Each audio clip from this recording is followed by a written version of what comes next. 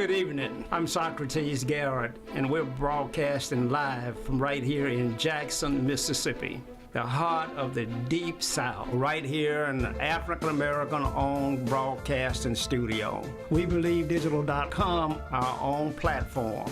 And so it's critically important that in the African-American community, we control the narrative.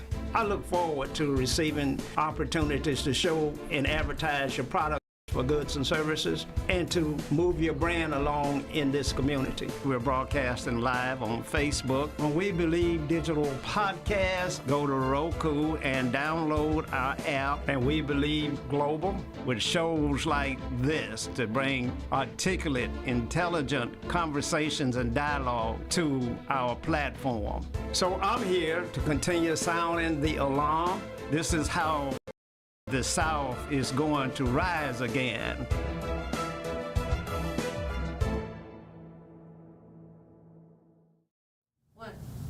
Good evening, and welcome to Socrates Garrett Live.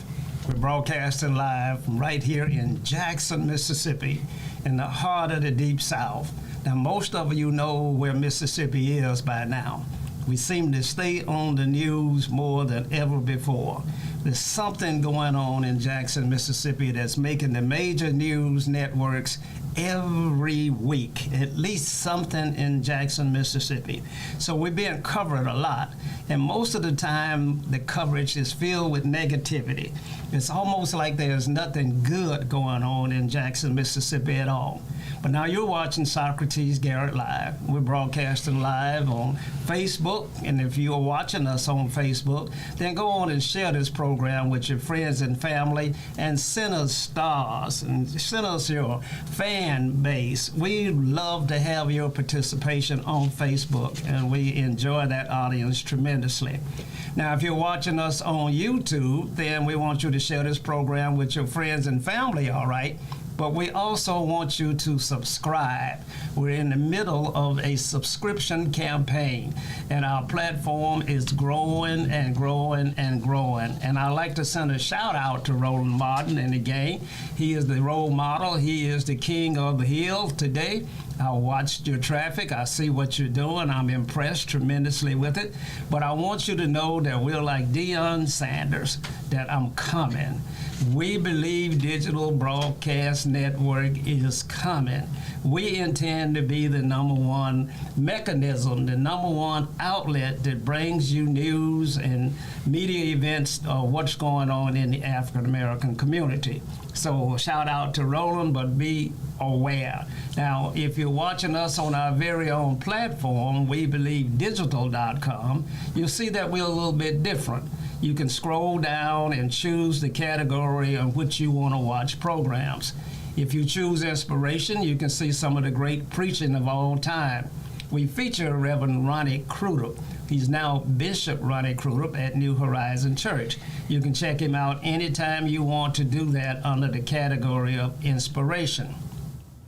Under the category of hot topics, then there are a lot of things there that you can see. We had a wonderful event this past weekend with the Bean Path down in Gallatin Street down in Jackson, Mississippi. Young lady is doing a tremendous job there, and Curtis Williams is going to bring you that story later, so I won't break any news on that. But also, we were invited to attend the press conference and a podcast show with the governor of the state of Mississippi, Governor Tate Reeves, over on Eddie Deer's platform, Talk Now, Talk on Demand. And so we believe we're getting around. And so if you scroll down on that website a little bit further, you'll see We Believe Radio. Now, this is interesting. Our radio station, WBLV, is known nationally now for some of the best musical content in the world. WBLV, We Believe Radio, right here in Jackson, Mississippi. It's a sister station to We Believe Podcast. And sometimes you will see here the podcast shows are broadcast live on the internet radio station. We do things a little bit differently here at We Believe. And so we want you to join us. Now, as always, my co-host is with us, a man who needs no introduction. a man that I always say is lucky to be here, but he has made the most after having survived a somewhat delicate beginning, having been born on a plantation up in the Mississippi Delta. And now he's Dr. Eldridge Henderson. He escaped all of that and rose to the top. I will remind you, before I bring him on, that Booker T. Washington said, it's not the heights that you obtain, but the depths from which you came. How far back did you get your start? You know, what were the obstacles there? And then what did you achieve having overcome that? Reminding you that he who starts last in the race will remain last in any race unless they can run faster than the people that had the head start. So, Dr. Henderson, yes. It's always good having you in the studio. How have you been, sir? I've been doing fine, sir. I'm glad to be here, and I just hear you all the time talking about this great Mississippi, and every now and then you don't seem to have a lot of faith in this wonderful state. You don't have a lot of faith in the leadership. Every time you look around, somebody on the news talking about us bad, you say they're doing bad, talk about Mississippi. That's just the preliminary, sir, before the good days. Don't you know they are coming? Well, Doc, I don't know if they're coming or not. I do know that we stay on the news, and it's mostly negative. Now, we were recently on the news because a young lady said that the police killed and buried her son while she was looking for him. And Doc, that's on the national news right here today. That's true, but that's common here in Mississippi. You mentioned earlier, in my early childhood, back on that plantation, we used to miss folks in the area all the time. Some people say, well, oh, John Doe, he moved to Chicago. They go down to the Big Black River or the Pearl River, and 2 or 3 weeks later, they'll find him down there, dead. So that's common. Well, Doc, we don't want it to be common. We don't want that kind of reputation. Those days that you're describing should be long, long gone. And we're going to bring on our next guest here, a young lady that maybe has a different perspective than old men like you and I. I would hope so. My guest is Adrienne Stuckey. She is a young lady that is very enterprising.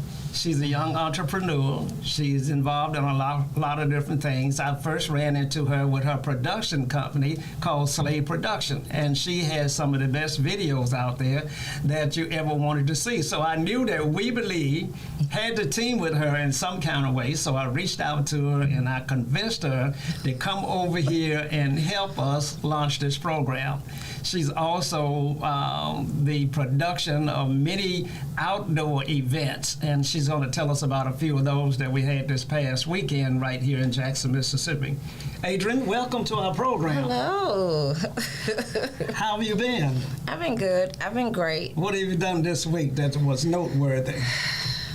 Well, we had a good past weekend, you know. So, you know, I helped manage the Duchess down over there on McDowell. You know, so you don't have to drive all the way out there to the country. You don't have to go 30, 40 minutes to go to a trail ride. Okay, come to 3154 West McDowell Road. Okay, you guys, and we have a 50-acre venue, and we're adding to it and upgrading it, and we had some trail ride shows for Halloween, and the DK riders, they did really well. Then we also had Scooter. He's one of the trail riders. He did a Halloween trail walk. It was family friendly. Okay, children of all ages. He had over 30 monsters. They had a great time, you know, and it was something positive. And they always have some great security, so it's safe. Wonderful, wonderful. And those kind of activities are not known about a lot in Jackson. Right. And so, you know, having an outdoor theme park like that down there on McDowell is new to Jackson. And as you said, you don't have to drive out of the county to find that kind of activity. And to have some good outside fun. And you know what? They are younger people. Now let me say this. I know young people get the bad name on the news. All right, let me say this. The younger people at the trail rides, they're dancing. They're having a good time. They listening to music, eating, and dancing. You know. Well, why is it that young people are getting a bad rap? I don't know. Well, because maybe because you guys are committing most of the crimes. Well, you know, age, see, you've been here. Of course, a lot of us commit crime, but what is the youth in Jackson looking at? Huh? You got to think about that. We have older people that misguide the youth all the time. Then the youth don't know how to handle their emotions. And you don't have mama there like she used to be, helping them and guiding them and teaching them how to feel. So somebody wrong them, they're going to get upset and they're going to do what they got to do. Well, it used to be that, it took a lot for me to have been wronged. But nowadays, you guys seem to have razor quick tempers. You seem to will go off without a moment's notice. And first thing you know, we got a shootout. You don't know how to handle your differences. Doc, help me with this because, I don't want to gang up on our young guests here, but it seems to me that her generation... My generation, I'm almost 40, so that's not my generation. Look it, that's for sure. You almost 40. I'm going to work and too tired. Okay. Well, it's the generation after you that we're talking about. Okay, that generation, Doc, what happened to that generation? Well, they have been misguided, misparented, and they have too much what I call leadership. Right, I agree in with their that. lives. Too much grandmother leadership, which is not appropriate in most cases. I know grandmothers and great-grandmothers 30 to 75 raising children, some 3 generations, and they don't have the economic wherewithal to take care of the kids. Matter of fact, most of them can't take care of themselves. And many have so many different sets of relatives until they just don't give directions. They are so stressed out themselves. Their job is to give them a place to sleep and feed them if they can. And that's about it in most cases that I know about. Right, and that's most of the problem. Because then especially when your kids start getting a little height on them, get a little tall, even the teachers. I go to the high school, the teachers see a child height, and they're intimidated, and they're not realizing they're still children. So their response to them being intimidated... You're talking about the 16-year-old in the 3rd grade? No, I'm talking about the high school. The parents and the teachers. The kids are at school most of the day. Should the teacher be afraid? No. Most people are afraid, Doc, when you see an African-American male walking down the street. Most people get scared these days. African-American is my culture. I'm black. I'm not going to fear a black child. Why fear a black child? Well, I think you make a great point, but I do believe there's an element of fear in our community now of our children. Well, because we allow media to only capture the negative things. We don't put our foot down. We don't care about how we're seen. We don't know. Our schools don't teach certain things to help us. If this happens, this is how you handle it. If this goes on, this is how you handle it. You go to a different neighborhood, different school, it's a whole different raising because the teachers are help raising the children. So we have more of a intent because we have to work. The mothers and the daddies have to work. Then they're stressed. Then they're tired. And then sometimes they lose focus. And by the time a child grows up just like that. So that's why when the grandmothers come in, they finally get that at peace and they can be mama. You see what I'm saying? But the women, the black women has to work, has to go. The men are being beat down, so it just trickles down and keep trickling. But see, if you raise your children with love, material things won't matter to that child. A lot of people think, well, I don't have, then they show in the media, if you don't have this, you're nothing. Well, now, Doc, I don't know what happened to you up there, but I had a different kind of love for my parents. Like, my daddy showed me a lot of love. He said things like, boy, I'm going to tell you this one more time. That's right. going to be the end of my telling you that. The next time, you're going to be getting up off the floor. And that was the way he showed me that he cared about me. He showed me he took interest in me. He made me work right along beside him. That's right. And things of that nature. I don't know that we as children needed this love thing the way that she's describing kids of the day that they need. Why do love have to be passive? Why did you feel like that love I spoke of is passive? Because love is paying attention and focusing on that child. Love is saying, hey, no, you're not going. Well, Doc, how much love did you get up in there? What did you get? I didn't get anything other than what I call corrective peace My dad was older than your dad. He's still alive. Therefore, I'm older than you. Your dad would give you one warning and then whip you. My dad would come in and start whipping and say, if you do it again, I'll kill you. Whoa. And I'd learn quick discipline. If I would hear him breathe, and I just thought he was getting ready to say something, I would go say, Daddy, you want to tell me something? Anything you want me to do? And that was training early. And then when I started working at age 5 on the plantation, I had nothing but excellent training. Get up, eat, do your household chores, and go to work. We were very fortunate to have 30 minutes to 45 minutes off for lunch. You would eat a baked potato, drink some water out of the bucket, and see if you can get 10 or 15 minutes of sleep under the shade tree and back to work. Did you feel loved? Oh yeah, I felt loved because Mom and Dad were there, others in the community, brothers and sisters. We ate everything we could find. We had no food limitations because if it moved and we could catch it, we would eat it. And that's the way you had fun. That was fun. Well, now, Doc, that philosophy does not pass itself down, has not been passed down to Adrian's generation and the generation after her. Well, that's right. They seem to need a different kind of love. They do. They need more discipline. They need more home training. They need more education. See, when you get miseducated in the school system and then miseducated at home, and then, number 3, you think you're supposed to have everything that you've been missed. You've been miseducated at home, miseducated at school. You don't have anything but what I call a fake desire that you deserve something that you have not earned, and that's why they are so mean and crazy in most cases. I'm not talking about all the young people, about 45 or 50%. Well, I would say to Adrian that, I am alpha male. Okay. Okay. Now, do you know what that means? Yeah, I'm an alpha female. Okay. Okay. You'll get me. All right. So, when my presence, when I come into the room, then I want that understood. That I am an alpha male. Now, sometimes that creates problems because, other people don't want to fall in line, but that's okay.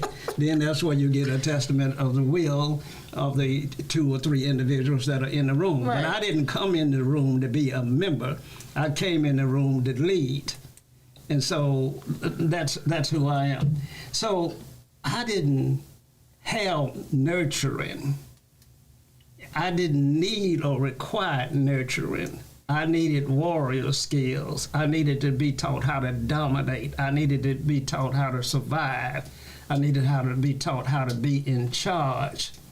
Now, having been trained that way, and even in the military, in the army, being trained to kill, having been trained that way, I find myself today at a red light when a young man pulls up with his music up so high until he's about to shatter the glasses in my car.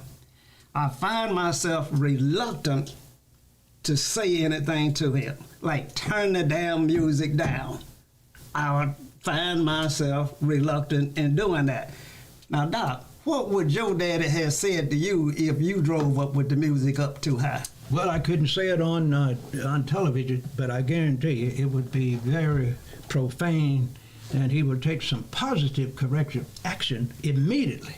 He would probably threaten to do some things that's outlawed today as far as parents are concerned. And after that threat, he would start doing it.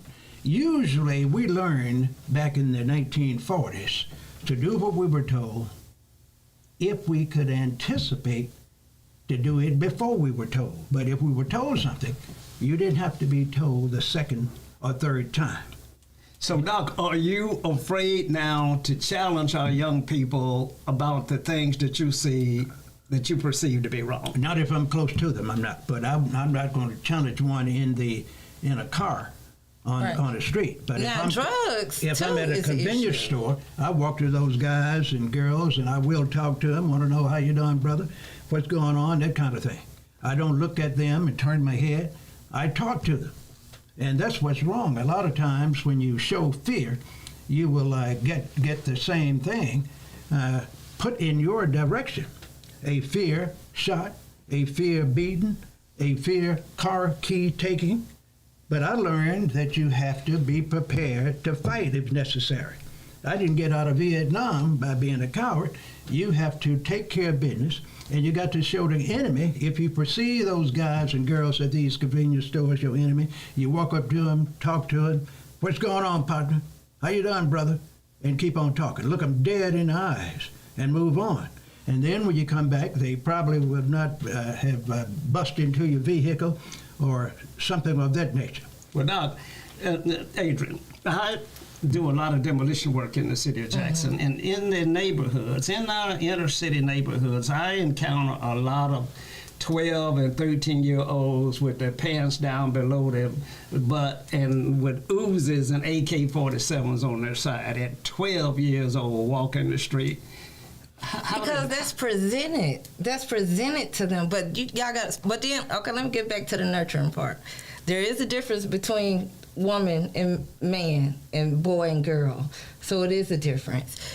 And each child is different. So parents should also raise their children with their mind. You know, then if you put in the work, the discipline with them, all you got to do is walk in the room. But some stuff is mimic. A 12-year-old. He still think like a 12-year-old. He might know more stuff, but his actions and ways and growing up is still a 12-year-old. They're presenting stuff to the black community, the rappers, the drugs, the mollies, get on dope. Everybody, black people doing crystal meth now. You know what I'm saying? That makes a big toll.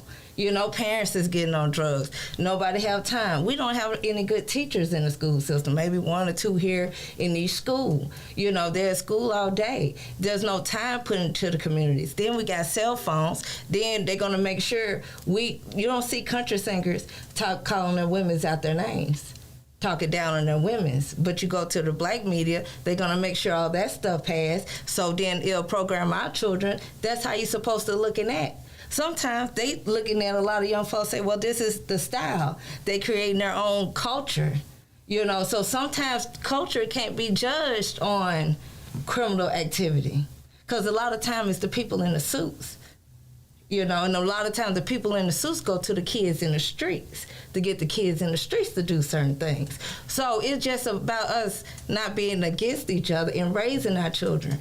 Doc, I just heard an indictment that you and I in these suits I knew you were going to say may very well be the problem out here. Well, it possibly might be partly true.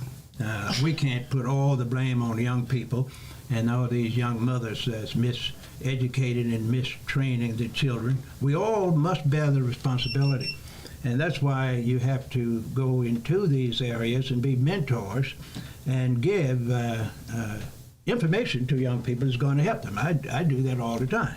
Every time I look around, I'm looking for a speaking engagement.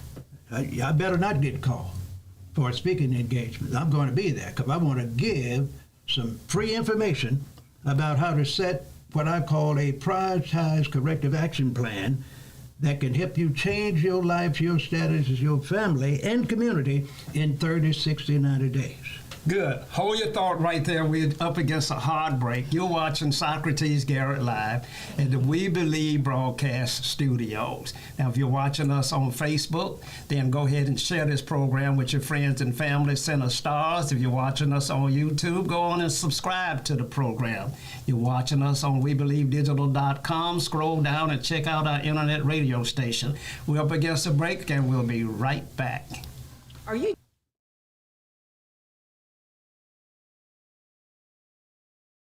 of becoming an entrepreneur, but you're not sure where or how to start?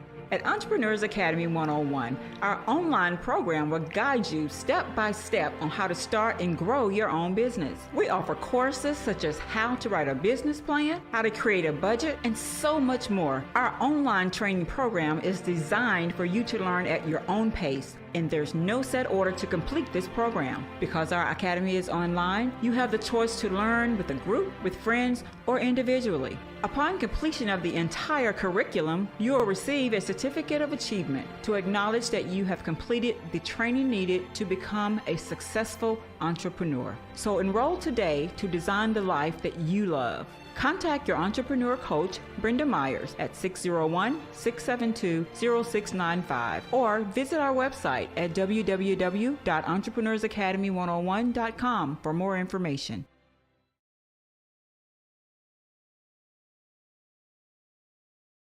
Have you had your Earth Blend coffee today?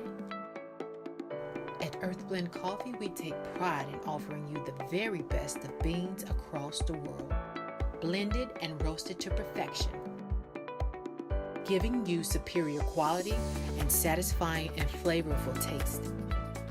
Experience the world in one cup with Earth Blend Coffee. To order, visit earthblendcoffee.co now. Welcome back to Socrates Garrett Live. We're broadcasting live from right here in Jackson, Mississippi, in the heart of the Deep South. Mississippi, a place where I like to say that the grass is just a little bit greener and the air is just a little bit cleaner. There'll be those of you out there all across the world that think that Mississippi is the bottom of the pit. But we have tremendous potential here. We have the opportunities. We can't go but one way. That's up. When you're on the very bottom, you can't go but one way. Now, you can stay on the bottom, and that's what we have been doing, and that's what we will continue to do until we get more effective leadership. Now, we're up against an election this year coming out on November the 7th. We're going to be voting for governors, and we're going to be voting for public service commissioners, and we're going to be voting for supervisors and a host of other offices, election commissioners, etc. And we're told that voting makes a difference. But you know, I'm beginning to wonder. We've now had African-American leadership in Jackson, Mississippi since 1995, when Mayor Harvey Johnson became the first African-American mayor in the state of Mississippi, of the capital of Mississippi. We had an African-American mayor up in the Delta. And so, you know, I'm beginning to wonder whether voting is the answer. Now, I know that there'll be those out there, political pundits, that will say that I shouldn't speak this way.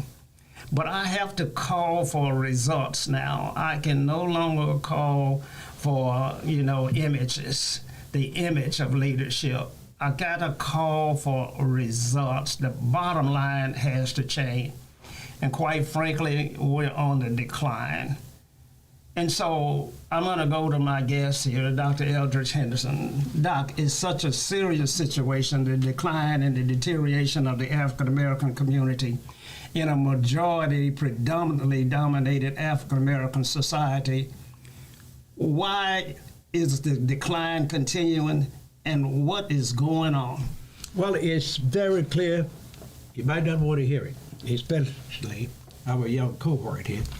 It is because of lackadaisical leadership in positions of responsibility. A lot of our black leaders in Mississippi and in the nation think they can't do anything unless they get help from their enemies. Your enemy is one that is creating the programs and designing your failure by not supporting you constitutionally, morally, politically, economically. And then when you get in a position of leadership and you have certain obligations and you can't take care of them, you don't have the funds if you're an elected official. If you're a black business person, you might not have the training and funds, and you have a tendency just to float along and let things fall apart instead of restructuring whatever operation you have, doing the research to find out where the problems are, identifying someone that you can delegate the responsibility to do it, regardless of party, regardless of race or whatever, and seek the funds you need to fix things. There's unlimited money out there. Just the other day, when they had the problem in the Middle East, the president sponsored verbally billions, not millions of dollars to Israel to fight their neighbors. The Hamas and the people in Gaza had the same support from their people, the Russians, the Chinese, and the Arabs.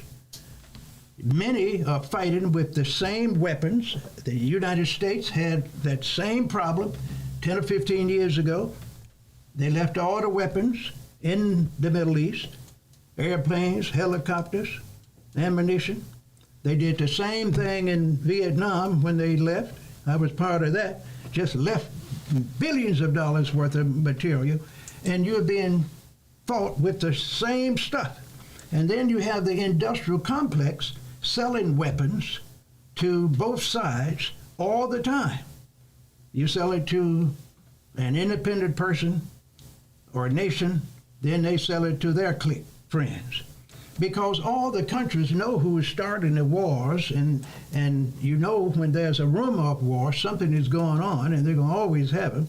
We've had over, I believe, 40,000 wars in the history of the world, over 40,000. Continuously, last time I read, the last 1,000 years, you had a war somewhere every day. And many of the wars are not a 6 or 7 day war as they had in the Middle East with Israel and the Palestinians a few years ago. We had one war that was 100 years war. People love war because they know everyone is not going to get killed. It's all about the neighbors' possessions. We want what others have. We want their minerals. We want their labor. We want their other goods and services. We want to dominate their cultures and change their religion, change their mores and folkways. We want to give them new names, savages, outcasts, and let people hear this over and over and over so they can start hating those people. And then you, at the same time, you will be talking about how great you are and who your maker is. You're going to proclaim to be a God-chosen person, a Bible-chosen disciple. But at the same time, you're satanic in your action and behavior. You don't practice your religious concepts, and therefore you're worse than the people you're fighting, and that's why we're going to get worse in America and the world. And I can almost assure you, if things don't change in the next 6 months, we're going to have what I call World War III, Part 1, starting in the Middle East. The Israelis, the Palestinians, the Egyptians, the people in Lebanon, the people in Iraq, and all of this going to be impacted. And since they don't want the refugees to come to them, they're going to be talking about, let's have a ceasefire, let's have a settlement. And when your pride has been whipped and deflated, you can't have a ceasefire. You can't have a prisoner exchange. You just want to fight and look strong. But when everyone has the ability to fight and kill, you're going to have that as a continuation. That's why we've been fighting so long throughout the world. And I can assure you that this is part of what I call World War III Part 1. And if it gets to be more expensive and get involved in what I call the main European arena and the Middle East, the north and east part of Russia, and in the Caribbean area, because all of them have colonies, you know, the French and others in those areas. And then the bad part is in Latin America. And when that happens, someone is going to start talking about nuking us. There's going to be some limited nuclear warfare by some of these dictators, and that's going to be a world changer. Doc, I do believe that it would be a world changer if we had a nuclear war. I guarantee you it's going to be a world changer, and that's probably many people are already designing ways to leave this planet. But let's go to our young guest here for a moment. Now, Doc gave us a lot of information there, strong information. But your generation now is in charge. You are young ladies, but you are seasoned, you and a middle-aged woman. Oh, don't like the way you use that term. Well, how else would I use it? I'm trying to say it in a way where you are now empowered. That wasn't empowering. Okay. Let me start over there. You are a young lady who's now in charge. Your generation is in charge. Your vice president of the United States of America is an African American female. And, so she is next in line to be president of the United States of America if something were to happen to President Biden. But your generation does not seem to be pro-black. Your generation does not seem to have a lot of concern about what's going on in Palestine and what's going on in Israel and what's going on in Jackson. Your generation seems to be more absent from churches and from voting and things of that nature. Why is that? Why is that? Because it's not taught. When I was in school, we might have had more positive activities, but I didn't really know what was going on until I went to WNPR. It's a whole different world.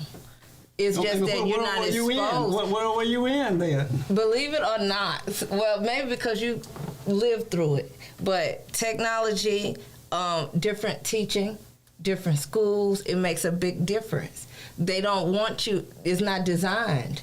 So more of us is younger and it's oblivious to us. So if you're not right there in it, you don't realize what's going on around you. And so black youth are not voting. They're not coming out to the polls now. They're not concerned about the impact of these elections the way that they should be. And no statement is an absolute statement, of course. But there seems to be a reduction in the amount of youth that are attending churches. And so what is happening here? It still comes, you don't steer from your raising.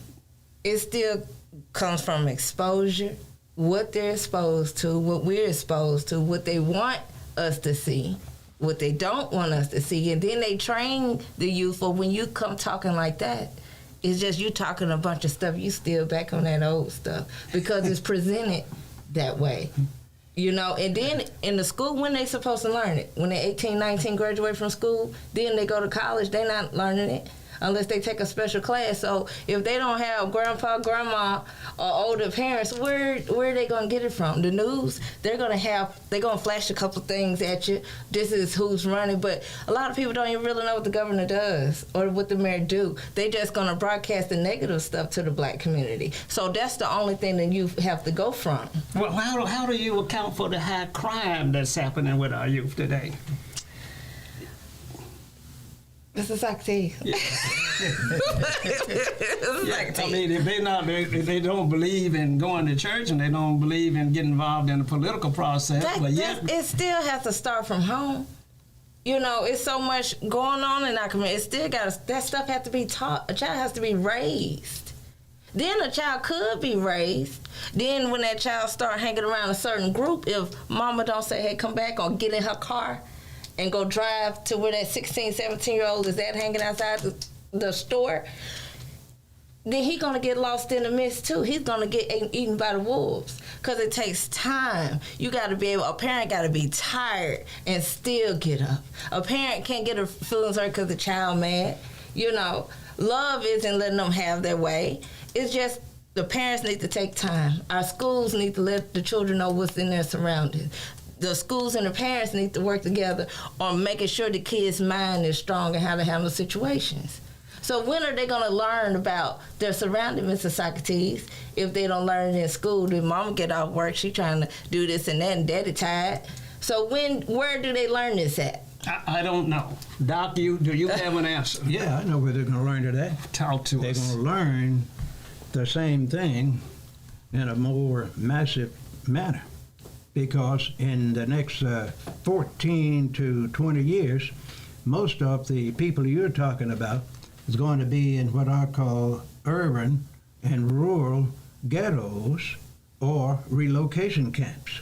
They are not going to be in Jackson, Mississippi.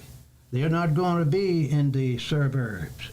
They're going to be in ghettos, relocation camps, or whatever you want to call it, because they are not going to be able to function in what we call the main society. They will not be able to live in the cities. They will not be going to the schools where they can learn what we call future skills that are going to keep them from robbing and killing. They're not going to have the leadership that they think they have now. That's going to be gone. The tax structure is going to be changed. The schools is going to be offering more and more miseducation. The educational system is going to be very difficult to get into if you don't want what we call the basic general education. Tests going to be the thing that get you in these schools, tests and what we call favoritism. And I'm talking about the tests for the poor blacks, and those others going to get in because of favoritism. Now, Doc, you paint a picture that's not that glamorous for the generation to come to be in some relocation camp or some urban ghetto camp. Do you see the trends the same way, Adrian? I watched a movie once, and it was called Idiocracy, where 3-second things will keep people entertained because people don't use their minds no more. So I do believe the less we use our minds, the less we know how to think. Somebody could tell us anything. You know, somebody could paint a picture to anything. So that's, hey, I don't know. Do you look forward to going to a relocation camp? Well, see, I got a mind. So, you know, I can't, you know. Otherwise, you're not going. Now, do you have the mind and the money? See, if you don't have the mind and the money, you're going to end up in the relocation camp because you're not going to be able to compete in the urban areas that's not delegated to people that are miseducated and financially insecure. Well, see, it just depends. You know, what about survival? There's still survival. Yeah, it's going to be just what I saw before I left my office. It's going to be the young black people, the young white poor folks, busting and grabbing things that they've been seeing on TikTok and on radio and hearing and looking at on these shows on TV, and they're going to be headed to jail. They're just that simple. And that's why you have people that are getting angry more and more. They're going into places just shooting and killing people. They hate themselves first, and they care nothing about committing suicide if they can kill 30, 40, 50, or 60. That's why I told you, we are getting ready for World War III Part 1. And it's going to be worldwide over mess, over racism, over white supremacy, over economic disparities, over religion. The religious community has been fighting ever since ancient times. The so-called Christians, the Muslims, the Catholics, all of them always hated each other. That's what I'm going to be talking about on my next show. You don't have Christianity these days. You don't have the love for each other. You don't have the golden rule among any of the religious and politicians and others, what I call captains of industry. Well, they don't love each other. It never been that way. Jesus didn't go to the church. Well, I know that, but Jesus is usually a figment of one's imagination. You know, Jesus is a man-made concept. There were a lot of Jesuses around, and there were many centuries before Jesus Christ that you've been brainwashed with came on this earth. There were many others that did the same things that they alleged that he did. Same thing. Now, Doc, let me pause you right there. Okay, go pause them. Yeah, I got to pause you right them. there, because one thing that we do know about the African American community is that they rely heavily on their religious Christianity beliefs, and that we have seen that as the way that we were able to survive the beatdowns and the brutality of slavery and plantations and all of those things. I talked to you about the old songs of Swing Low, Sweet Chariot, coming to carry me home, to get me out of here because I cannot get myself out of this situation. And so religion has served a tremendous role in getting our people through some horrible, horrible times. And so it has some value. I did say it didn't. It does have some value. Have you ever seen a miracle before, Mr. Socrates? I have seen a miracle before. What was the hand gesture? I'm trying to Okay. find out what I considered that to be. The closest thing that I have seen in terms of a miracle is that my brother was dying of brain cancer. And he was down in the Mayo Clinic in Jacksonville, Florida. And the doctors, the finest doctors in the world, and the doctors called the family and said that your brother is brain dead and he will pass away when we remove the life support system from his body. And I called my pastor, Bishop Ronnie Cruder, and I gave him the information that the doctors had given the family, and they were going to pull the plug on him that next morning. So Bishop said to them, to us, tell the doctors, do not pull the plug on him before I get there. Said, hold everything till I get there. And the bishop said that he will not die. And my family was there, and my brother, who was an attorney in Memphis, Tennessee, attorneys traditionally don't believe in religion very much. Maybe they're more educated, I don't know what, but they seem to pull away more. My brother was there, and the doctors got ready to pull the plug, and my pastor started singing, yes, Jesus loves me, and proclaiming that he will not die. And they pulled all the plugs off of him, and he grasped, and his body went into muscle retractions, and he started to breathe. And he breathed on his own, and he lived, and he came out of the Mayo Hospital and came back to Jackson alive. And so I see that as the closest thing that I've encountered to as a miracle, because man said he was going to die. My pastor said he was going to live. Does that count as a miracle? Yeah. And a good story. Okay, well, it's a true story. Yes. And so nice. that's my miracle. And then the Bible. What, do you have a miracle? I have tons of miracles. Well, give me So some. that's why I can't take the educated point of view. And the reason a lot of people are steering from the church is because that pastor standing there don't know what he's talking about. He could read and memorize every line. He's going to miss it every time. Every single time. Because no matter how they change it, no matter what they move, we talking about God. You know what I'm saying? Who created y'all wise men. You see what I'm saying? But when you read it for yourself, and then if you're blessed, many people will never see a miracle. If you're blessed enough to see the miracle, and then when you learn God's language and how God works, life is completely different, no matter what your stance or situation is. So you've seen a lot of miracles. I have. Now, Doc, Yes. I was watching this movie, Planet Earth, on Netflix series. And it went back 1 billion years and talk about all of the evolutions and all how Earth evolved and how it kept changing and how it rid itself of all its population with the exception of 1 or 2 survivors. All animals at some point became extinct.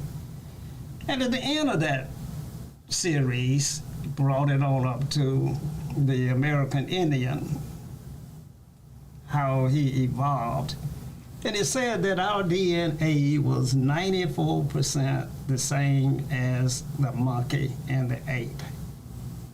And I looked at that and I began to wonder about that. I mean, I'm very much aware of Darwin's theories, but 94% the same DNA between man and ape? Well, let me tell you something that you better always remember, sir. You cannot believe everything that the historian put in books about others. You believe that, you're going to believe that you are an ape. that you cannot do anything but reach and growl and try to take something from others. You have to create your own persona. You have to tell yourself that I am better than the ape. I am God's direct recipient. Amen. He made me the God, the unknown God. So therefore, I'm superior of any other race, any other person, any other animal. My job is to dominate them. And when you saw that, I bet you didn't see a lot about Jesus Christ in that film, did you? I didn't see him mentioned at all. About? Now, you see how to talk about propaganda just a few minutes? Now, if you're going to talk about the people that created the world, the superpower or the Superman that created the world allegedly supposed to have been someone named God. Jesus Christ had nothing to do with it. You know, I've been to the seminary. I'm a graduate of seminary, licensed and ordained. So the thing is, this is man-made propaganda. You say man was generated through the Darwin concept. You know, evolved from the sea. All that crazy stuff. Man doesn't know anything about that. Anytime you don't know what really happened in the world with the making or the beginning of the world, you put it on somebody. You blame someone that you don't know. All of this is just theories, hypothesis, and just what I call man Google group to talk about something they don't know nothing about. Doc, we're up against a hard break. We've come to the end of our time, and this discussion is one that we must continue. We must search for truth. That's one of the purposes of this broadcast studio, is to archive and rewrite history in a way that reflects it more accurately, and how the African American in particularly has been labeled and portrayed throughout the entire world. Now, I want you to stay tuned. Our show that's coming up with Dr. Henderson, Organize and Don't Criticize, will probably give you more solutions than we've uncovered here this evening with Socrates Garrett Live. But I want to thank my guest, Adrian. We love having you here. Wish you would come back and join us again. Okay. We need to deal with some issues of your generation, for sure. And until next week, this has been all of the time that we have. So stay safe and good evening. Looking for the hottest content in the city of Jackson and surrounding areas? Check out WeBelieveDigital.com. Also follow us on Facebook, Instagram, TikTok, and YouTube. We Believe Digital Podcast is here for